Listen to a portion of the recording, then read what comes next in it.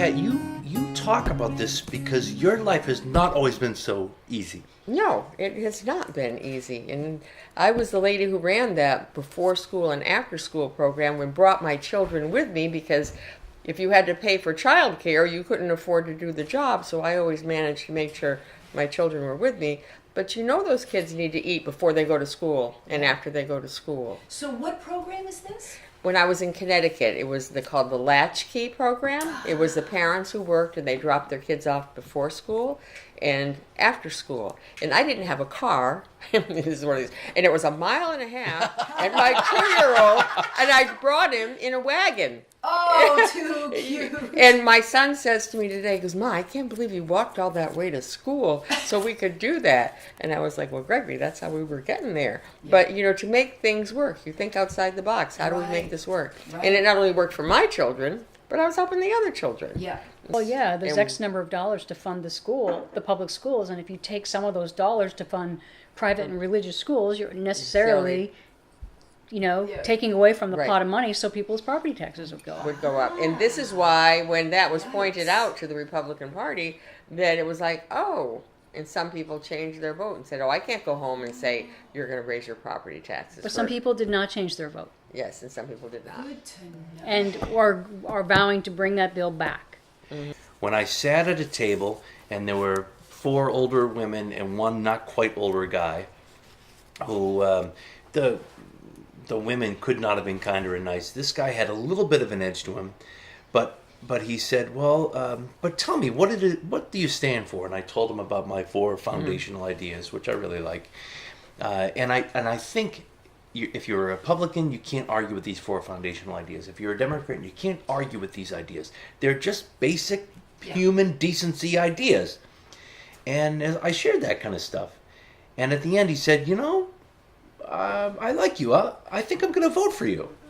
And I sort of walked away, and I was like, holy crap, you're going to be kidding me. That was pretty good. Because people are people. Yeah, they're just kind. That's why there's this large silent middle. Yeah, there is. And that's how we've tried to convey, that's what we're interested in. Yeah.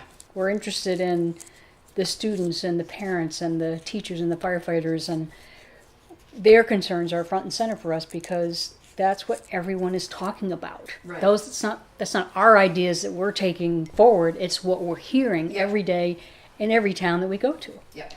The folks who we're running against pride themselves on being tax fighters and tax cutters, and so if you have that as your priority in the face of true, real, human problems, you have to find a way to solve it. Yeah.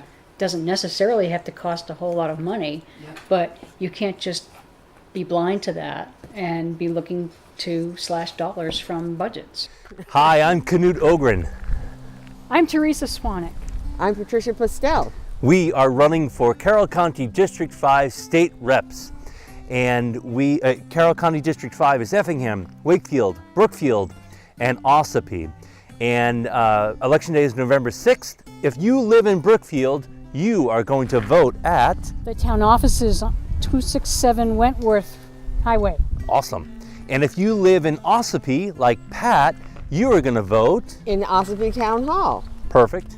If you live in Effingham, where I live and where Theresa lives, you're going to vote at Effingham Elementary School.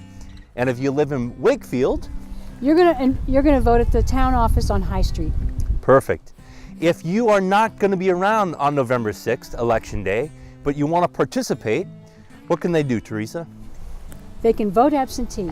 You can vote absentee by picking up an application with your town clerk. Sometimes you can just fill out the application and fill out the ballot all in one fell swoop.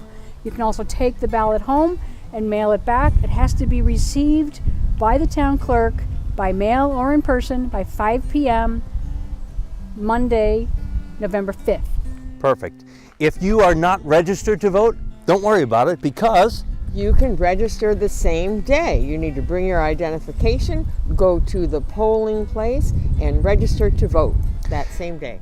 We are very, very excited. We've enjoyed campaigning these last many months in District 5. We've enjoyed getting to know people like you throughout these towns, and we hope that you'll consider us on November 6th because we want to do our best to help the county and to help the whole state of New Hampshire. So thank you very much. Thank you. Thank you, and vote.